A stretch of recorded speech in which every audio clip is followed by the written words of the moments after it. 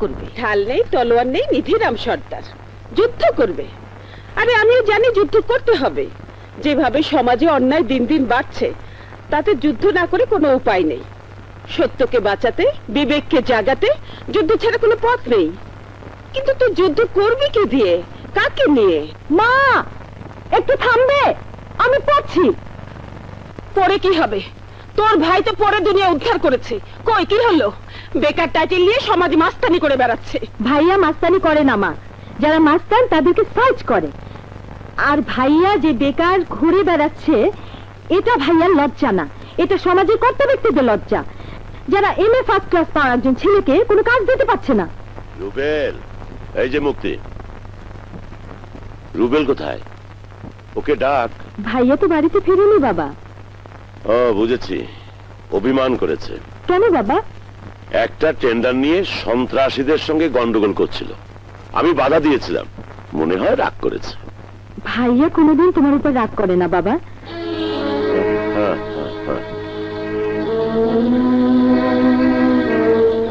ও যে কোনো কাজ করছে না, চাকরি করছে না, তুমি কিছু বলছো না কেন?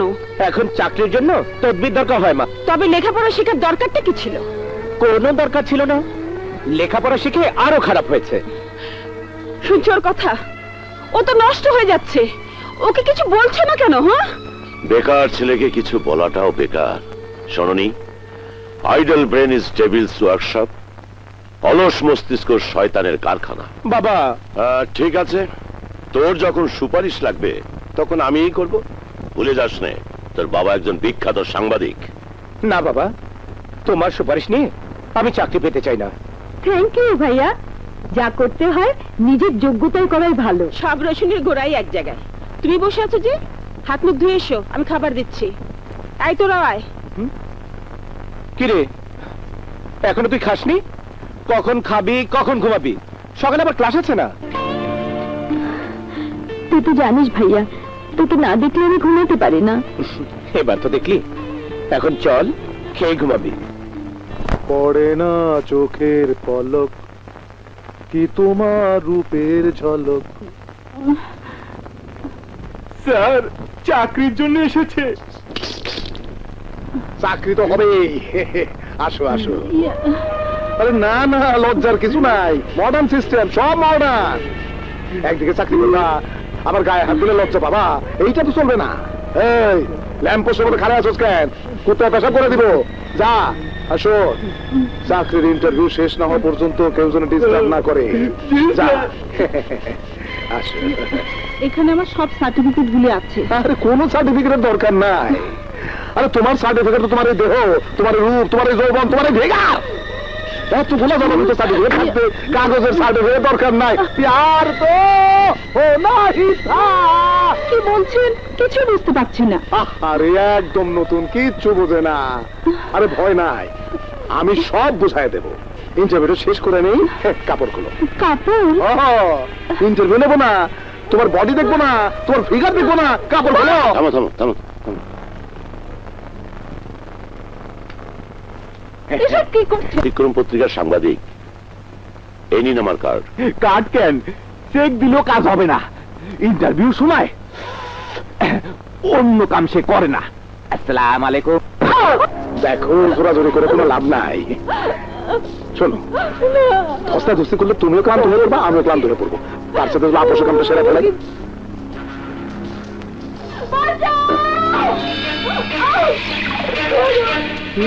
ওই মিয়া, খায় ওষুধ দেন, যাও। না ইয়ে, কার যেন চিৎকার শুনলাম। ইন্টারভিউ, যাও। আরে মিয়া যাও না।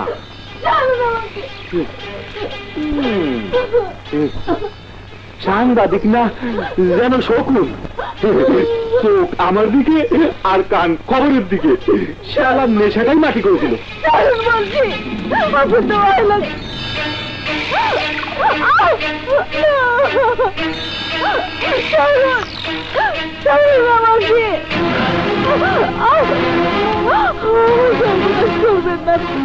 আমাকে যেতে দিন।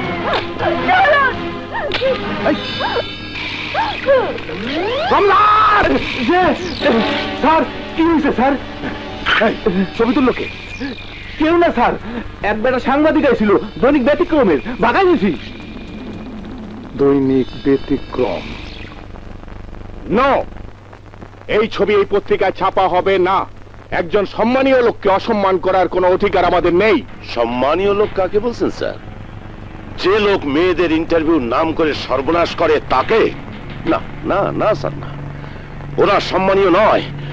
ওই সব সো-কল সম্মানীয় লোকদের মুখোশ খুলে দেয় আমাদের দায়িত্ব। এই নিউজ আপনাকে ছাপতেই হবে স্যার। Shut up! এই পত্রিকার সম্পাদক আপনি না আমি? আমি যা ডিসিশন নেব তাই হবে। আপনি তো ডিসিশন নিচ্ছেন না স্যার, আপনি কাউকে বাঁচাবার চেষ্টা করছেন, ব্যতিক্রম পত্রিকার অসম্মান করছেন। I say you get out, নইলে ঘাড় ধরে বের করে দেবো। আপনি আমাকে কি ঘাড় ধরে বের করে দেবেন? আমার যদি ক্ষমতা থাকতো আমি আপনাকে লাথি মারতে মারতে এখান থেকে বের করে দিতাম। আপনার পত্রিকায় সংবাদ ছাপা না হলেও অন্য পত্রিকায় নিশ্চয়ই এ সংবাদ লুফে নেবে। আমি অন্য পত্রিকায় ছাপাবো।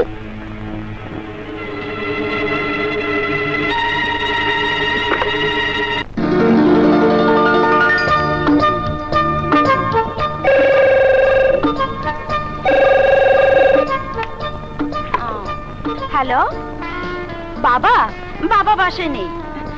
এক মিনিট ধরুন ধরুন ধরুন, বাবা তোমার ফোন। হ্যালো, কে? সম্পাদক সাহেব? Hi dad, any problem? No problem.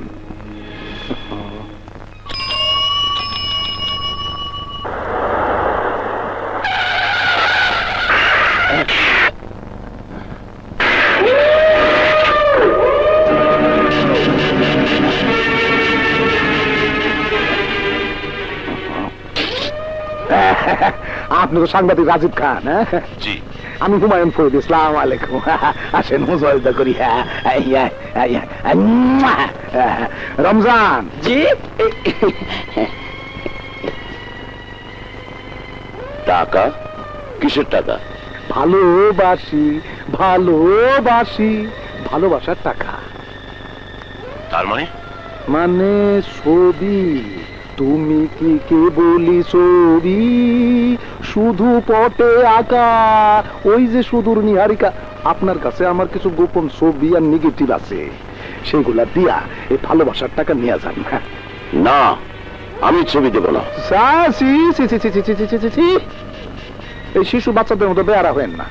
রাস্তাঘাটে পাবলিক আছে, জলদি করেন। আমিও চাই পাবলিকের সামনে আপনার মুখোশ খুলে দিতে।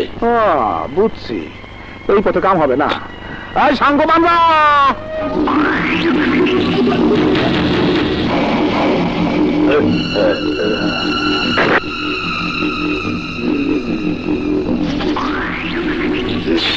এই সাবধানে সাঙ্গ, বাঁচলে কিন্তু আমি বাঁচবো না।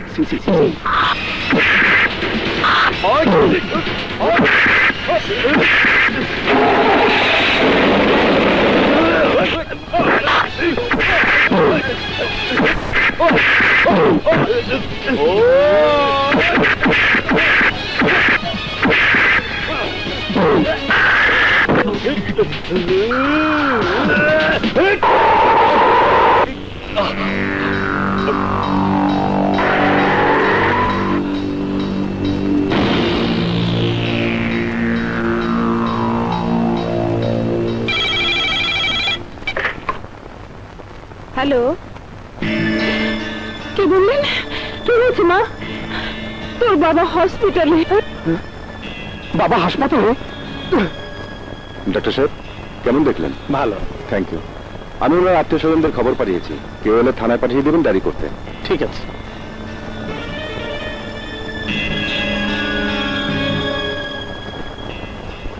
ডাক্তার সাহেব, আমার বাবা এখন আর ওনাকে ডিস্টার্ব করবেন না। কি হয়েছিল বাবার? সন্ত্রাসীরা চাপাতি দিয়ে মারাত্মক জখম করেছিল, আমরা অপারেশন করেছি, এখন ভয়ের কিছু নেই। সমাজের কোথায় কি ময়লা পড়ে আছে আর তাকে এনে এখানে ফেলে দেবে? চোর চোরটা বদমাইশকে রাখার জায়গা এটা না। ঠিক এইখানে সব ভদ্রলোক এনে বন্ধু করে রাখা হয়। কার ভাইরে কে মেরেছে, কার বোনকে কে রেপ করেছে, কার মার গয়না, বাবার পেনশনের টাকা কে ছিনিয়ে নিয়ে গেছে, এসব খারাপ কথা ছাড়া কি কোনো ভালো কথা তোমার মুখে আসে না? হারামজাদা! বেরো! তাহলে আমরা কোথায় যাব? বসেন। স্যারের বাসায় যাবেন, ওইটা হচ্ছে টয়লেট ডাস্টবিন, বুঝছেন? ওখানে যাবেন, কিছু টাকা দেবেন, স্যার নেবে। আপনার ভাইকে না মারলো তাকে ধরে নিয়ে আসবে, আপনার বোনকে ওইসব না করলো কাউকে না কাউকে ধরে নিয়ে আসবে। আপনার মার গয়না, বাবার পেনশনের টাকা চিন্তা না করলো ওদের জেলখানা এনে স্যার লান্টুস করে দেবে।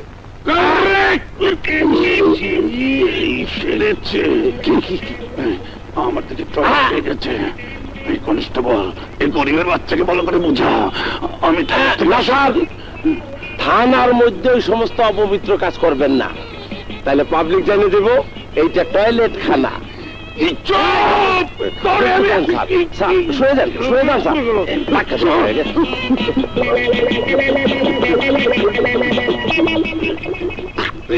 কে গেছে, কে গেছে বাবা, কে গেছে? গোল তাড়াতাড়ি।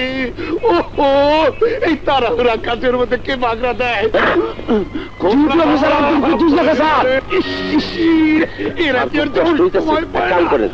ধরেন আর আলতো ভাবে আসেন। আসেন স্যার, আসেন। এখনই নোট দিতেছি স্যার, বাথরুমের সংখ্যা বাড়ানোর জন্য। নোট পাই তদন্ত তুলব, তদন্তের পরে টেন্ডার হইব, টেন্ডার হইলে কাজ শুরু হয়ে যাবে স্যার। তখন আর কোনো সমস্যা থাকবো না, শুধু যাইবেন আর আসবেন। ততক্ষণ পর্যন্ত কি আমি ধরে থাকবো? আপনি পারবেন স্যার, আপনি পারবেন তো। আপনি খুব কষ্ট হইতেছে স্যার। ওসি সাহেব, ওসি সাহেব, এই যে এদিকে আসেন, এদিকে আসেন। উনি ওসি সাহেব, ঘটনা আছে, ওনারা বলেন। আমি একটা জিডি করতে এলাম। আমার বাবা দৈনিক ব্যতিক্রম স্টাফ রিপোর্টার মিস্টার রাজীব চৌধুরীকে দিনে দুপুরে সন্ধ্যায় কুপিয়ে জখম করেছে, এখন তিনি হাসপাতালে আছেন। কারা করেছে জানি না। Yes sir. জানো না তো এখানে এসেছো কেন? এটা কি রেডিও বাংলাদেশের নিকট সংবাদের দপ্তর নাকি? না, এটা থানা, আর এটা আপনাদের ডিউটি। কারা আমার বাবার উপর হামলা চালিয়েছে তাদের খুঁজে বের করা। চুপ! আমাকে ডিউটি আর কর্তব্য শিখাতে এসেছো? এই, আপনি 5,000 টাকা দেন। টাকা? আরে টাকা বলেন কেন? ফিস বলেন, ফিস। উকিলের কাছে ফিস দেন না, ডাক্তারের কাছে গেলে ফিস দেন না, তবে থানার ওসির কাছে ফিস দিতে এত আপত্তি কেন? শিক্ষিত যুবক, আপনারা যদি আপত্তি করেন তাহলে এই পেশটা চলবে কেমনে? No correct. উকিল ডাক্তার ওরা ব্যক্তি, পার্সন, আর থানা হচ্ছে সরকারের। আর এই যে আপনি এখানে বসে অফিস চালাচ্ছেন, তার জন্য জনগণের ট্যাক্স দিয়ে বেতন দিচ্ছে সরকার। সরকার কে রে? ওই বেটা সরকারকে, যেই সরকারি আসবে আমরা তারই আছি। সরকার যাবে আর আসবে, আমরা থাকবো, আমরাই পার্মানেন্ট সরকার। আচ্ছা ঠিক আছে, 5,000 না থাকলে 3,000 দেন। 3,000 না থাকলে 2,000 দেন। আচ্ছা 2,000 না থাকলে 1,000 দেন। দেন, দেয়ার একটা অভ্যাস করে। আরে মানুষ হইলো অভ্যাসের দাস, একবার দেওয়ার অভ্যাস করলে খালি দিতেই থাকবে, দিতে দিতে লালটুস হয়ে যাবে। আমি 1 টাকাও দেব না।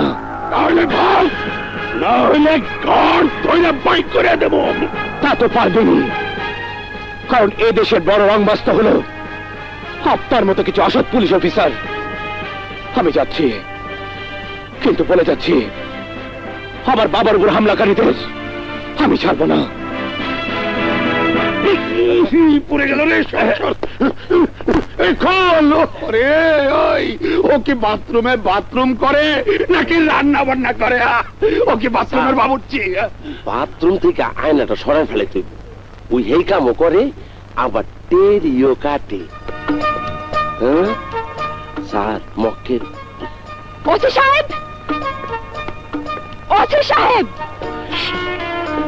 ওসি সাহেব, আরে কোথায় ওসি সাহেব? এই যে এখানে ম্যাডাম, এই যে। আসসালামু আলাইকুম। এই যে ওসি সাহেব, এক্ষুনি আমার একজন বডিগার্ড দরকার। বডিগার্ড অবশ্যই দরকার। এত সুন্দর বডি গার্ড তো দরকারি। আমি চাই স্যার। Shut up! তোমাকে দিয়ে কুত্তা গার্ড দেওয়া যাবে, মানুষ না। এই চলেন ম্যাডাম, আমি আপনার বডিগার্ড হব। Shut up! আপনার মতো বুড়ো হাবলা দিয়ে আমার বডি গার্ড হবে না। আমার একজন ইয়াং অফিসার চাই, ইয়াং অফিসার। ইয়াং অফিসার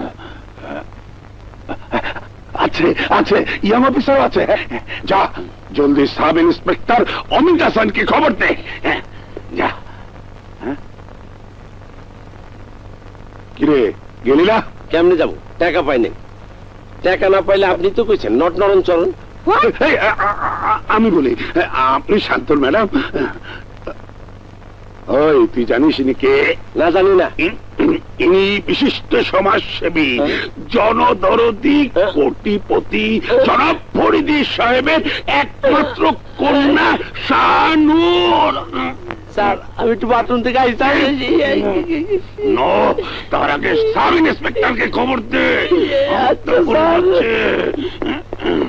বসেন ম্যাডাম, কি খাবেন? গরম না ঠান্ডা? পড়ে যায়। কি পড়ে যায়? পানি। না না না স্যার, কিচ্ছু না। আমায় ডেকেছেন?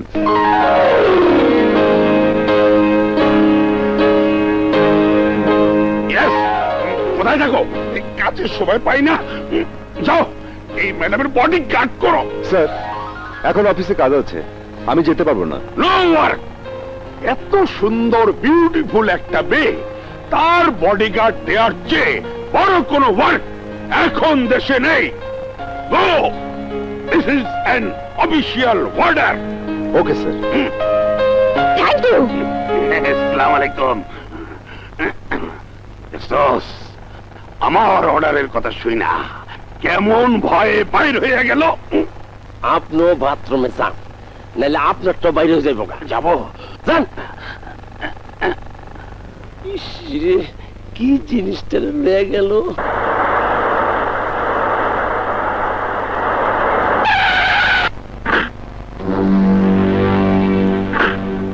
এসো, এসো বলছি। আরে কি করছো? এসো তো।